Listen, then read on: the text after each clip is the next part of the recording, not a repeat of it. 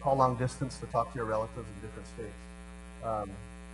California, Washington, and Texas have the largest, these are the three largest states with Pacific Islanders and Chamorros.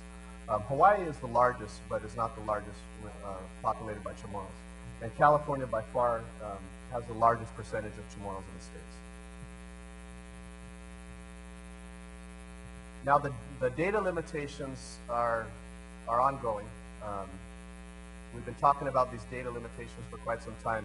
One limitation with data, and this was in part alleviated with U.S. Census 2000, is the aggregation of Pacific Islanders under Asian American, or more recently Asian Pacific American.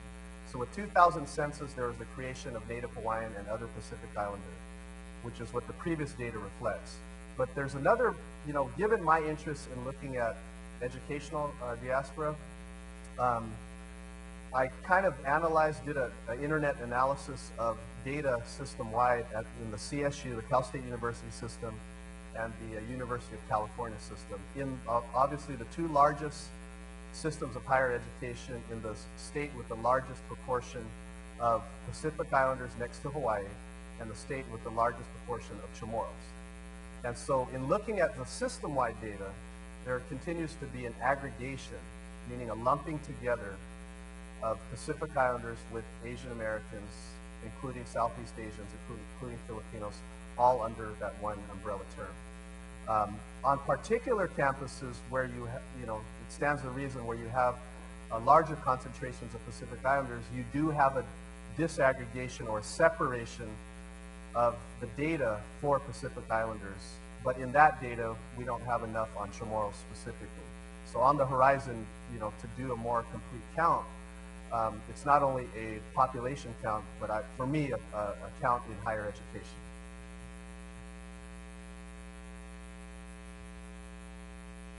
If we look at the historical context of Chamorro migration, as many professors and scholars do, they look at the historical consequences of colonization.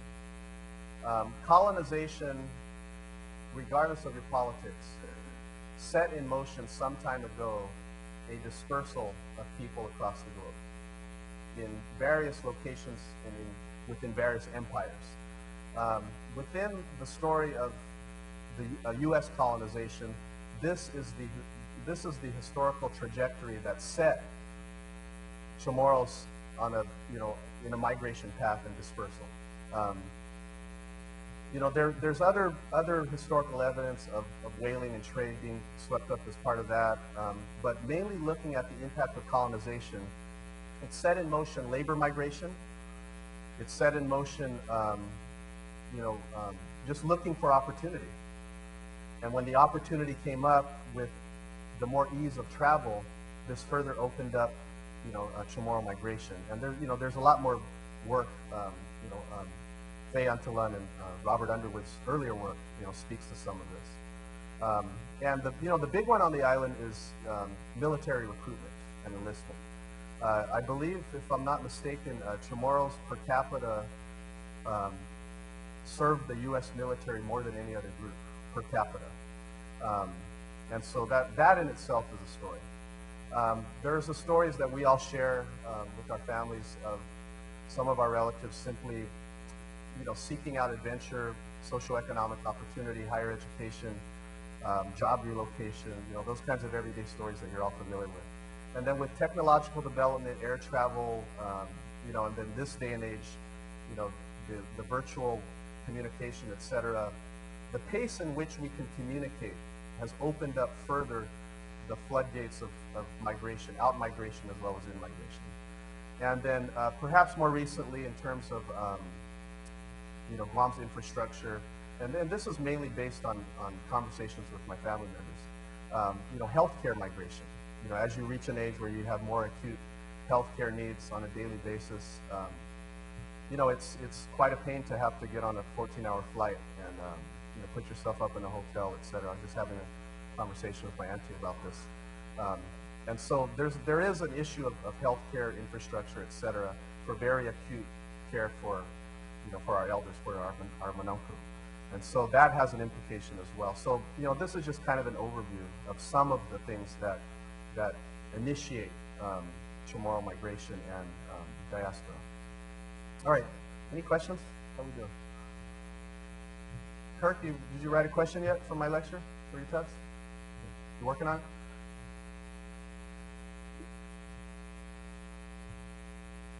Now, I want to go back to making the distinction between migration and diaspora, because I think they're often confused to be the same thing.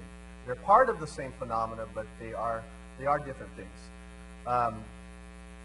Migration is the thing that was sparked, I think, initially by colonization.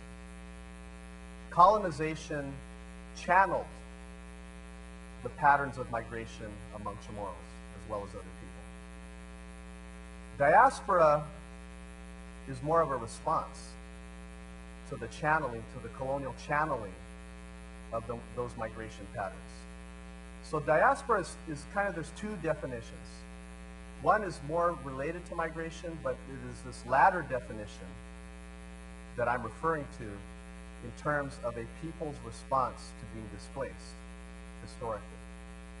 And it is through that response, through that active response and resilience, that Chamorros have reshaped their own identities in meaningful ways, regardless of where they're geographically located.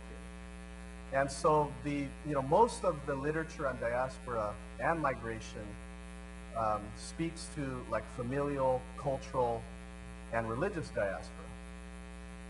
And the ways in which, for instance, Chamorros have taken things that have been imposed upon from the outside, like Catholicism, like higher education, like capitalism, like pluralism, Americanization, assimilation, and have taken those things that they didn't invent, but have made them their own, and have, in a sense, redefined themselves in those terms.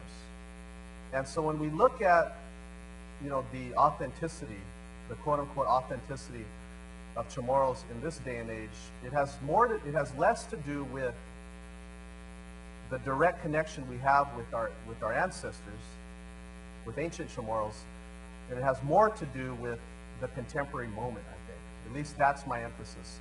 There is another emphasis that I am less familiar with, which has to do with a more spiritual basis of a more direct connection. And so I'm not denying that. I'm just telling you what my emphasis is tonight.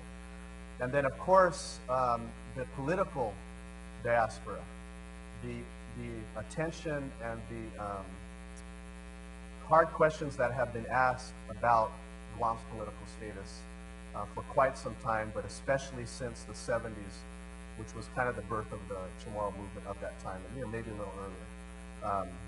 And so this political diaspora is something that's not only going on Guam and the Mariana Islands.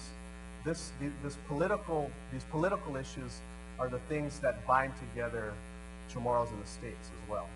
And so it is the connections not only with Chamorros in the States and the Chamorros in the CNMI and Guam, but it's the Chamorros across the Pacific that is part of the political diaspora. And it's even broader than that.